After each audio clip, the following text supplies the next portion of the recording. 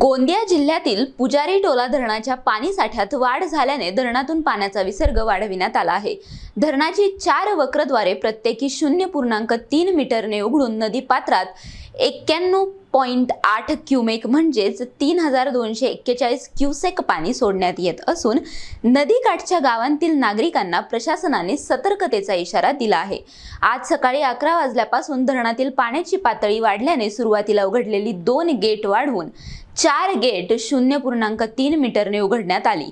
या 4 गेटमधून 91.8 क्युमेक म्हणजेच 3241 क्युसेक पाण्याचा विसर्ग सुरू आहे। सध्या धरणाची जलाशय पातळी 319.12 मीटर असून उपयुक्त पाणी साठा 38.667 दलघमी म्हणजेच 88.83% आहे। पाण्याची आवक लक्षात घेऊन विसर्गात वाढ किंवा घट केली जाऊ शकते। त्यामुळे नागरिकांनी नदीपात्रात जाणे किंवा नदी ओलांडण्याचा प्रयत्न करू नये असे आवाहन पूर नियंत्रण कक्षाने केले आहे।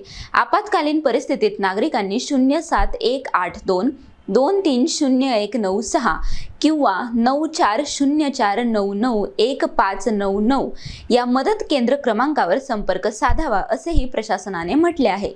Radhakisan चुटे, NTV news Marathi, Gondia.